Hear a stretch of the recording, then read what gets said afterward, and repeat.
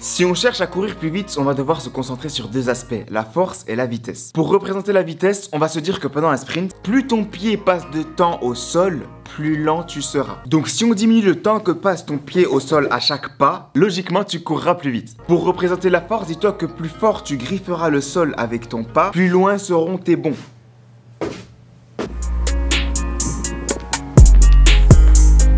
Et de ce fait, si on allie les deux, ça va déterminer ta vitesse maximale. Et les deux aspects qui nous permettront de courir plus vite peuvent se travailler sans salle de musculation. Car pour certains d'entre nous, aller à la salle de musculation est une contrainte, que ça soit en termes d'âge, soit en termes de finances, ou ceux qui n'ont pas de salle à proximité, ou ceux qui n'ont pas la patience d'apprendre techniquement les exercices qu'on devrait faire à la salle. Ça nous demanderait soit un coach sportif qui nous coûterait potentiellement cher, ou alors de regarder peut-être 200 tutoriels vidéo pour avoir une technique pour certains qui reste catastrophique. Pour ces raisons, aujourd'hui, je vais te montrer 3 exercices qui vont te permettre d'améliorer drastiquement ta capacité à courir vite.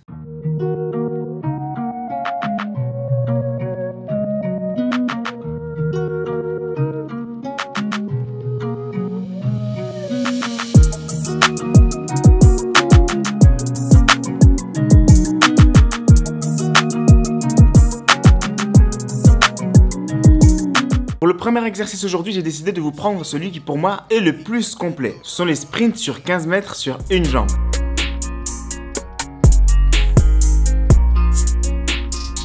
Cet exercice va vous travailler sur la vitesse à laquelle votre pied quittera le sol, comme j'ai décrit en début de vidéo. Vous allez aussi travailler votre technique de manière unilatérale. Pourquoi? Je m'explique, parce que quand vous faites l'exercice, vous allez être dans l'obligation pour aller vite de devoir lever le genou et de faire bien un cycle à chaque fois, à chaque rebond, pour aller le plus vite possible. Vous allez de manière timide, sans lever le genou, vous verrez que vous n'irez pas vite du tout. En troisième lieu, l'exercice va travailler le placement du pied, car si, je vais vous le montrer aussi, si sur cet exercice, vous avez le pied qui est trop en avant quand vous atterrissez, attention au risque de blessure. Et si quand vous atterrissez, votre pied est trop en arrière, vous allez être projeté vers l'avant et vous allez devoir vous rattraper avec la deuxième jambe, ce qui n'est pas le but. Et en quatrième lieu, ça va travailler sur la puissance, car à chaque fois que vous allez devoir repartir pour refaire un bond, vous verrez que ça demande un sacré effort. Pour la planification de cet exercice, c'est assez simple. Vous allez devoir commencer par prendre 10 mètres d'élan, avec les deux pieds bien sûr, avant de vous lancer sur 15 mètres avec un seul pied. Et information importante, à chaque fois que vous allez repartir, il va falloir que vous preniez un temps de pause, car cet exercice demande beaucoup de concentration et beaucoup d'efforts, ce qui veut dire que à chaque fois qu'on doit recommencer l'exercice, on doit être à 100% de nos capacités.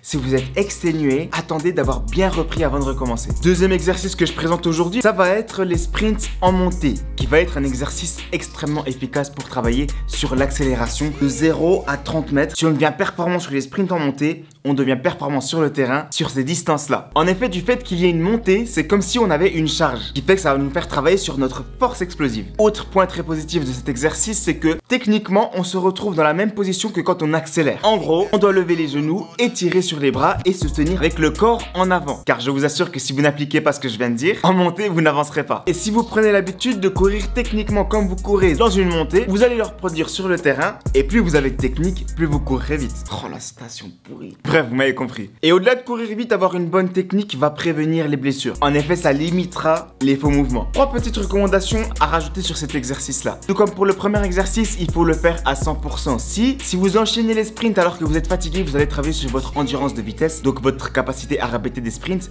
et ce n'est pas ce qu'on recherche sur cette vidéo. Si ça vous intéresse, on pourra le traiter dans une autre vidéo. Deuxième point important, votre pente doit se trouver entre 5 et 20%. Moins de 5%, ce serait comme du plat, plus de 20%, ce serait un petit peu difficile. Troisième point, la distance pour travailler sur l'accélération doit se trouver entre 10 et 40 mètres, selon ton niveau. Si tu arrives à maintenir un 100% sur un 40 mètres, pars là-dessus, et si tu n'y arrives pas encore, choisis la distance qui te correspond le mieux. Déjà là, avec ces deux exercices-là, si tu les planifies bien dans tes entraînements, tu peux avoir des résultats assez rapides, compte environ 1 à 2 mois de manière régulière avant d'être satisfait. Pour le dernier exercice qu'on appellera les drop jump, c'est un exercice qu'on ne pourra pas appliqué à lui seul. Ce n'est pas juste cet exercice-là qui va nous permettre de gagner en vitesse. Cela dit, s'il est couplé dans une séance complète de pliométrie, là, dans ce cas, il est intéressant. Et d'un autre côté, si on le couple à un exercice, ce coup-ci de musculation, imaginons par exemple qu'on fasse des squats en très lourd et qu'on enchaîne sur cet exercice, la combinaison des deux va nous apporter de gros résultats sur notre vitesse. Vu qu'aujourd'hui, je ne présente que 3 exercices, pour les personnes qui veulent d'autres exercices de pliométrie pour coupler à celui que je vais vous présenter, car en soit,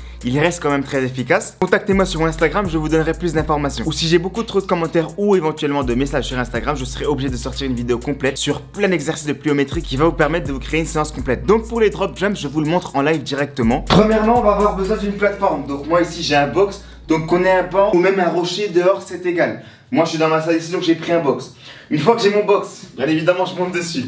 Une fois dessus, le but étant que je vais me laisser tomber. Et à partir du moment où mon pied va toucher le sol, je vais faire en sorte d'envoyer à mon cerveau l'information de décoller directement du sol. C'est l'explication que j'ai donnée au début de la vidéo sur la vitesse. Vous vous en rappelez? Je vous montre une fois.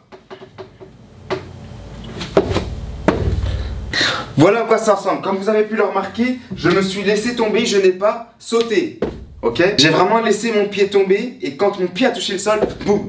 J'ai décollé. Et donc logiquement, plus vous apprendrez à votre cerveau à décoller vite du sol, plus vous courrez vite. D'où l'intérêt de cet exercice. Et du coup, mets-moi en commentaire, est-ce que tu as découvert des exercices aujourd'hui? Est-ce que tu as corrigé les exercices si tu les connaissais déjà? En tout cas, j'en ai terminé pour la présentation des 3 exercices que j'estime les plus efficaces pour augmenter sa vitesse maximale. Pour terminer, je peux comprendre qu'il soit très difficile de planifier ces entraînements si vous ne vous y connaissez pas. Si c'est le cas, dans la description, j'ai laissé mon site internet sur lequel vous pourrez me contacter et vous pourrez clarifier ensemble de voir si je peux vous aider. Parce que si j'en ai vraiment terminé avec cette vidéo, je vous donne rendez-vous à la prochaine où je vais parler plus en profondeur de ma préparation physique et je vous dis à très bientôt.